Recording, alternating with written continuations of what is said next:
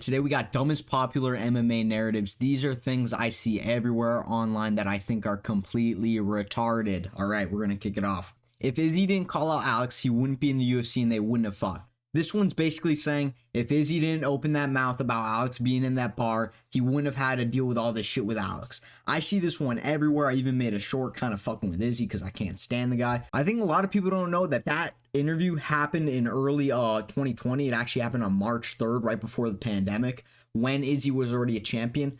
Alex Pereira made his debut in MMA October 24th, 2015.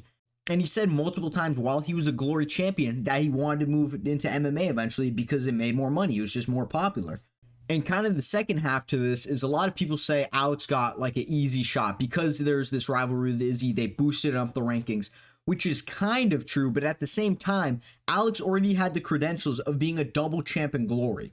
And now you can say that like that doesn't transfer to MMA. That's bullshit. It still means something, which is why he got signed to the UFC off a 3-1 MMA record. And once he got to the UFC, he dominated. He beat Michailidis. He fucking flying knee KO'd him. Against Bruno Silva, he went to a decision, which was whatever. And then Sean Strickland, which was a number one contenders fight. It was a legit number one contenders fight. If Sean Strickland won, he would have fought Izzy. Alex fucking went in there and slept him, which gave him a title shot because it was a viral finish and he just looked great. There was no reason for him not to fight Izzy. And even if he didn't have this rivalry with Izzy, he's still so good that he would have gone up there. We've already seen him dominate guys like Jan Blachowicz who can mix it up with the wrestling. There's not enough good wrestlers and grapplers at 185 that would have been in his way. He would have gone to Izzy, and honestly, same thing would have happened. He would have knocked Izzy the fuck out. And I know this might sound like I'm defending Izzy or something. I can't stand the guy. You guys are giving him too much credit. You guys are saying, oh, without Izzy, you know what I'm saying? Alex would still be sitting in the bar, but Izzy had to open his big mouth. Izzy's a retard. It bit him in the ass because he looks like a retard every time Pereira wins. If you go on that interview, there's tons of comments every time Pereira wins. It's like leave a like if you rewatch this every time Pereira wins. Like, people are like that for good reason because Izzy's annoying as fuck. So you guys are giving him too much credit for Alex Pereira's career. All right, this next one's gonna piss a lot of people off. No one in the UFC could beat Prime Fedor. Prime Fedor. I'm talking about the Pride days. All these fucking guys talking about the Pride days. I'm just gonna say it right now. The large majority of Pride fighters are absolute fucking cans, dude, and they wouldn't last a minute in today's division. They wouldn't fucking last a minute. Half these fights are fucking rigged. Fedor has some real wins. He has a real good stretch of wins. When he beat Mark Hunt, Mark Coleman, he beat Crow Cop, he beat the Nogueira brothers, he beat Kevin Randleman, and he beat Mark Coleman again. That stretch, that's a legit stretch where Fedor could have been a contender for the UFC heavyweight title. But I'm just going to say it right now, a guy like Tom Aspinall would take Fedor's fucking head off. Fedor was barely 6 foot, weighed a good 225, 230 while being a pudgy dude. And I understand that he was legit, he was strong, he wasn't just some fat guy. But he doesn't have the frame of a natural heavyweight like Tom Aspinall.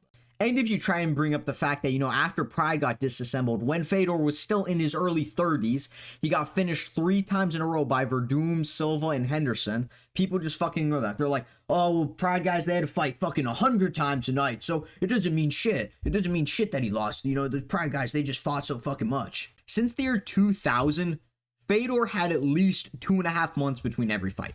I know that's still fucking fast for a lot of fights, even though he's fighting cans, so it's not really that fast because he's going out there and finishing these guys. What I'm getting at is he wasn't in all these tournaments like people with fucking rose-tinted glasses remember. He wasn't fighting every single fucking night. One of his highlights is the fact that Kevin Randleman threw him on his fucking ass, threw him on his neck to be specific, and he didn't fucking, and he didn't break his neck, which is impressive. That's cool, all right? If you just look at the eye test, you look at his striking, it was faster than his competition, but it's not fast as like Tom Aspinall. It's not as crisp. He doesn't have as much power. He doesn't have as good technique. A guy like Fedor is getting cleaned out. I'll just give you 3 right off the top of my head. Jon Jones, Stipe, and Tom Aspinall, clear him out. And I get it. These are all-time guys. And I'm not saying Fedor isn't an all-time guy. He's a legend. But please don't fucking say he's the greatest fight. Prime Fedor beats everyone. No, he doesn't. He gets fucking cleaned by a lot of dudes. No, did he?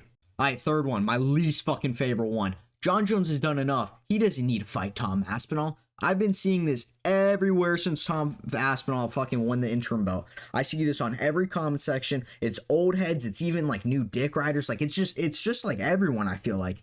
And it's so hard to argue with someone like this because I literally don't understand their argument. This is what they say. They're like, Jon Jones is beat every guy. You know, you fed him all these contenders, even though these quote unquote contenders were really just old fucking champs. That's another argument for another day. But they say he's beat every guy you've thrown at him, you know, except for Dominic Reyes. But he's beat every guy you've thrown at him. He's done enough. He's a legend of the sport. He's the GOAT. You know, he doesn't need to do this. And I'm with him on that. He's the GOAT.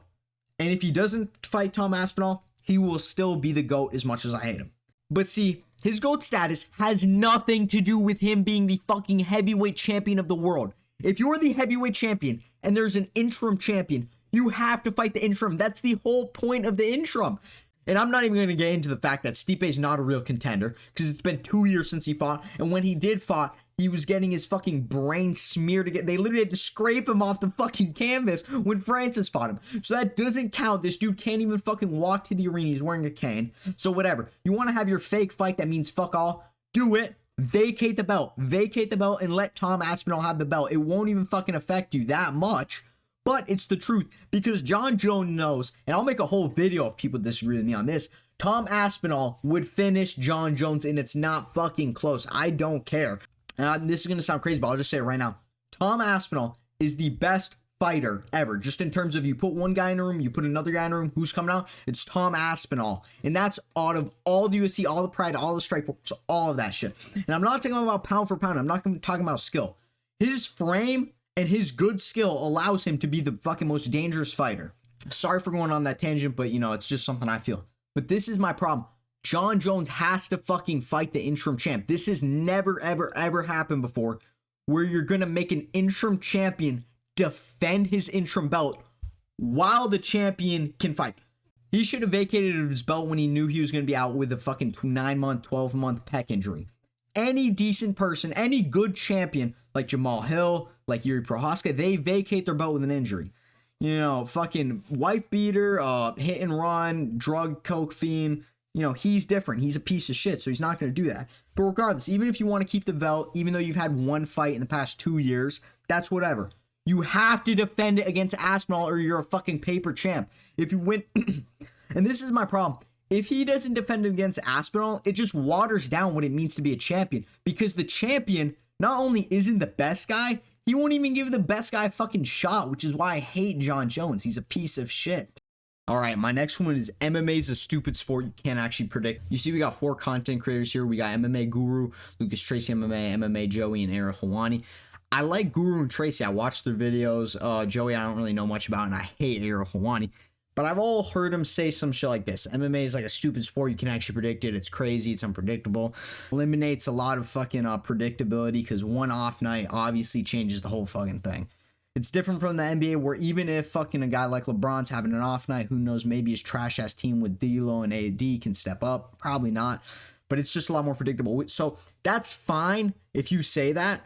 But you can't also take all this fucking credit when bullshit happens. Like, Guru does this the most. Every time he gets a pick wrong, because he's like, oh, I did fucking 10 hours of research for this shit. This is bullshit. I'm done with this bullshit sport. So he does that whenever his shitty prelim fighter loses. I probably have a better record than him. I'm just him. No, I'm just kidding. But, so he does that. And then when a guy like Moicano gets the finish over Turner, he acts like a fucking genius.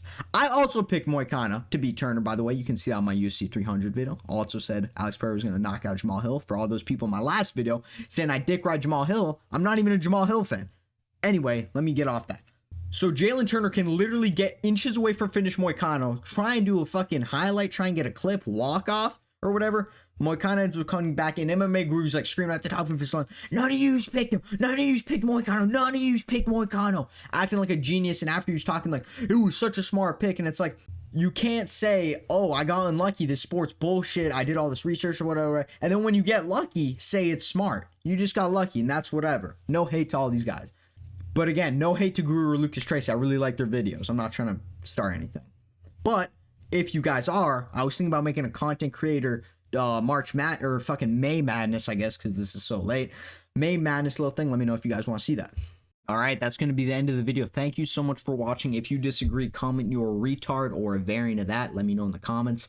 And if you disagree, comment with what you disagree, but please put why you disagree with it too. I read every single comment because I don't get that many, to be honest. I got 50 on my last video. That's not bad. But anyway, I read all your comments. So if you want to change my mind, just let me know why, and maybe I will. But anyway, thank you again. It's Jon Does MMA. Love you guys so much. Peace.